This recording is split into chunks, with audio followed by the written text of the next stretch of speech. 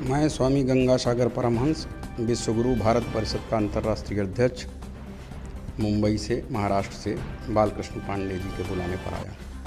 तो आप इस 35वां राष्ट्रीय रामायण मेला में आप आए हुए हैं, तो यहाँ पर आप कुछ क्या करने वाले हैं? यहाँ पर आप किस उद्देश्य से बुलाया? हमको तो जन्म से ज्ञान है रामायण का, गीता का, वेद का, उपनिषद का। जिस पे चाहें तो हम तो रामायण पे बोलेंगे। रामायण तो मेला चल रहा है, हाँ, तो उसी पे बोलेंगे, रामायण पे बोलेंगे। तो आप श्रद्धालुओं दर्शकों को यहाँ पर आपके प्रवचन सुनने को मिलेगा? जी, मैं प्रवचन करूँगा। 5 दिन रहेंगे? पूरे दिन। चलिए, ठीक है। अपने परिचय बताइए। क्या? उमेश द्विवेदी, महासचिव राष्ट्रीय रामायण मेला श्रृंगवेरपुर धाम प्रयागराज।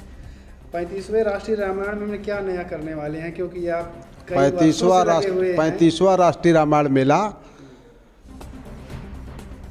बहुत अद्भुत होने वाला है। 5 और 3 को जोड़ दीजिए तो 8 हो जाएगा। 8वें में भगवान श्री कृष्ण का अवतार इस धरती पर हो गया था। यह 35वें राष्ट्रीय रामायण मेला में सब भगवान श्री राम और निषाद राज मिलन केंद्र की जो परिकल्पना थी उसको सरकार ने साकार कर दिया है। वह निषाद राज उद्यान के नाम से श्रृंगवेरपुर धाम में जाना जा रहा है। श्रृंगवेरपुर धाम की सबसे बड़ी उपलब्धि है। श्रृंगवेरपुर विकास के पटल पर रामायण मेला, राष्ट्रीय रामायण मेला के आयोजन से 1990 के बाद से सारा डेवलपमेंट हुआ है। यह उत्तर प्रदेश सरकार और भारत सरकार श्रृंगवेरपुर को डेवलप कर रही है। यह रामायण मेला की उपलब्धि है। आने वाले श्रद्धालुओं के लिए गंगा तट पे बहुत अच्छी व्यवस्था, भारी व्यापक सुरक्षा व्यवस्था, पुलिस बल, पीएसी, महिला, घुड़सवार पुलिस, फायर ब्रिगेड, यहाँ पर बड़ी संख्या में लोग तैनात रहेंगे। और एक पुलिस कंट्रोल रूम बनाया जाएगा, मेला कंट्रोल रूम, जो स्नानार्थियों को बाकायदे उन्हें सब बताएंगे।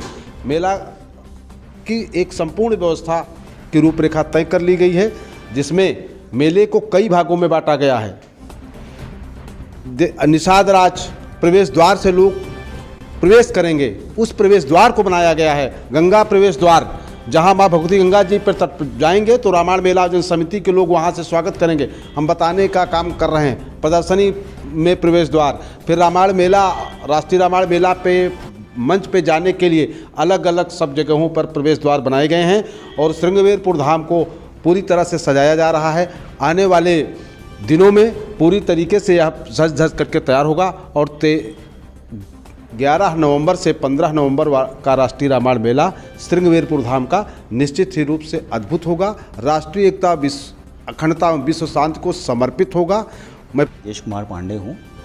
राजकीय महाविद्यालयी सेवा से 30 जून को मैं सेवानिवृत्त हुआ हूँ और महर्षि वाल्मीकि शोध विकास एवं सेवा संस्थान नामक मेरी अनुसंधान संस्था है, जिसके उससे हमने एक पुस्तक का लेखन किया हुआ है, जनमानस में राम। गोस्वामी तुलसीदास जी महाराज द्वारा रचित श्री रामचरितमानस में अनेक प्रसंग हैं, ऐसे व्यवहारिक प्रसंग हैं जिनमें जनमानस में यह भ्रम रहता है कि राम का स्वरूप मर्यादा पुरुषोत्तम का स्वरूप है, मनुष्य का स्वरूप है या परमपिता परमेश्वर का स्वरूप है। इसी अवधारणा को पुष्ट करने के लिए रामायण, श्री वाल्मीकि द्वारा रचित रामायण और श्री रामचरितमानस के अनेक प्रसंगों को उद्धृत करते हुए मैंने जनमानस में राम की संकल्पना की है। और इस पुस्तक का विमोचन कल यहाँ देश प्रदेश से पधारे विभिन्न धर्माचार्यों द्वारा किए जाने की संभाव्यता है। बहुत बहुत धन्यवाद आपका। परिचय दीजिए।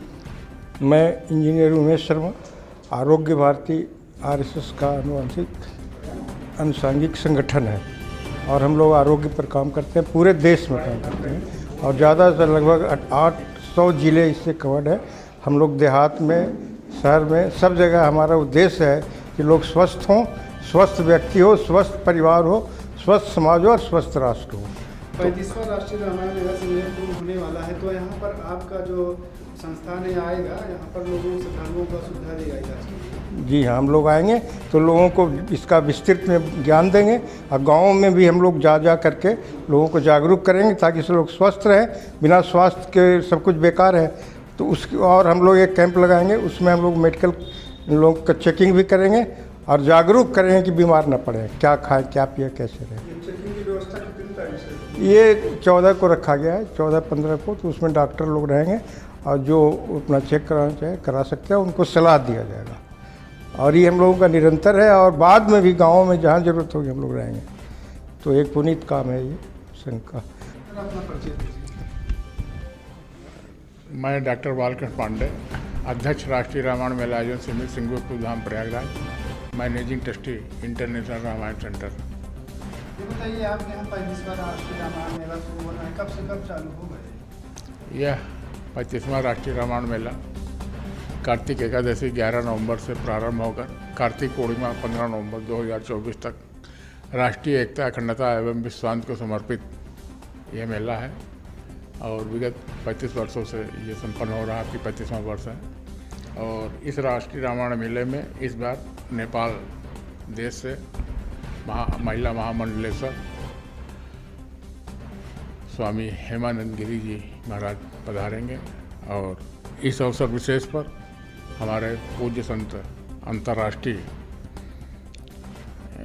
विश्व गुरु परिषद के अध्यक्ष स्वामी गंगासागर परमहंस जी महाराज मुंबई से पधार रहे हैं, आ चुके हैं। और धर्म महामंडल काशी से महामंत्री प्रोफेसर शंभुनाथ उपाध्याय जी पधार रहे हैं। कार्यक्रम की अध्यक्षता गौ घाट के सिद्ध संत 1008 स्वामी जयराम दास जी महाराज फलाहारी बाबा करेंगे।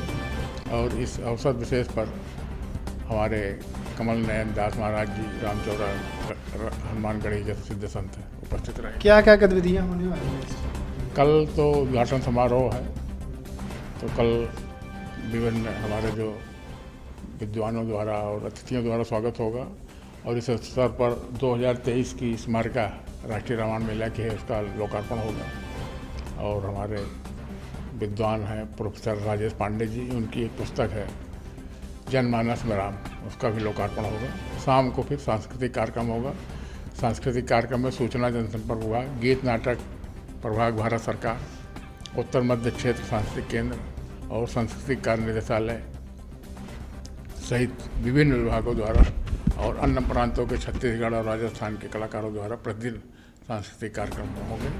और 2 बजे से लेकर 6 बजे तक मानस पर प्रवचन होगा और प्रातः 9 बजे से लेकर 1 बजे तक विभिन्न विषयों पर संगोष्ठी आयोजित होगी। रामायण मेले के में क्या विशेष कुछ गतिविधियाँ होने वाली है आपके मेले? विशेष गतिविधियाँ, आपका प्रदर्शनी पंडाल आप देख रहे हैं बन रहा है, उसमें सभी विभागों द्वारा प्रदर्शनी लगाई जाएगी।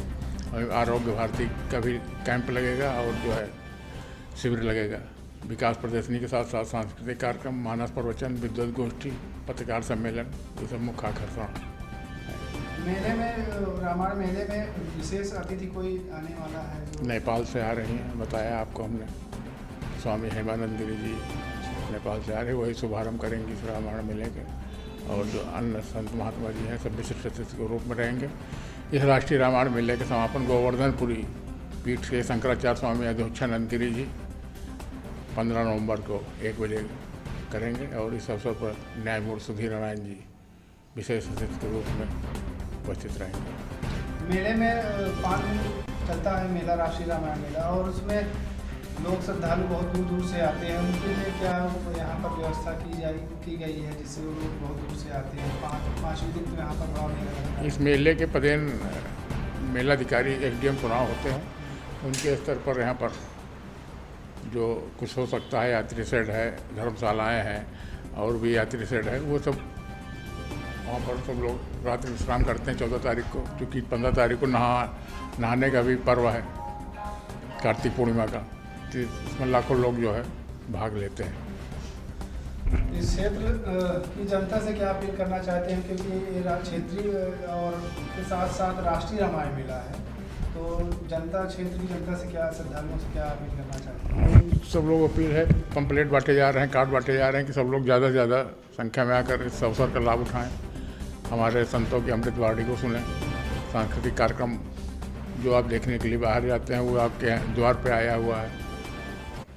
रामलीला सहित कई राष्ट्रीय स्तर के जो है सांस्कृतिक कार्यक्रम होंगे, उसका लाभ उठाएं। सुरक्षा की क्या व्यवस्थाएं की? सुरक्षा की व्यवस्था SSP के, अब तो पुलिस आयुक्त के निर्देश पर जो है गंगापार ACP के नेतृत्व में जो है क्षेत्राधिकारी सुराव और सुरक्षा अधिकारी जो थाना नवाब और पुलिस चौकी सभी को पत्र जाते हैं।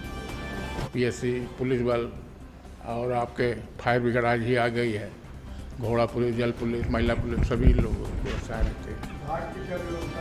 घाट पे आपने देखा होगा बैरिकेटिंग कर दी गई है, जिससे श्रद्धालुओं को नहाए कोई डूबने न पाए। बैरिकेटिंग ऑलरेडी पहले से ही है। सिंगेर पुल गंगा नदी के तट पर बसा हुआ है और यहाँ पर्यटन के दृष्टि से इसको बहुत बढ़ावा मिल रहा है। क्या जो दर्शक आए, वो श्रद्धालु आएंगे, दर्शक आएंगे, पर्यटक आएंगे, उनके लिए कुछ नाव पे घूमने की कुछ ऐसी व्यवस्था आपके यहाँ से? नाव यात्रा जो यात्री अपना घूमना चाहेंगे उनके लिए नाव वहाँ है। ये अच्छा। ये भी जो आप देख रहे हैं, ये पर्यटन सुविधा केंद्र जो है प्रधानमंत्री जी की महत्वाकांक्षी योजना में ये संगमेश्वर धाम शामिल है। रामायण सर्किट और बुद्ध सर्किट, ये 3 उनकी महत्वाकांक्षा योजना में है मोदी जी के। उसी के तहत ये संगमेश्वर उसमें शामिल है।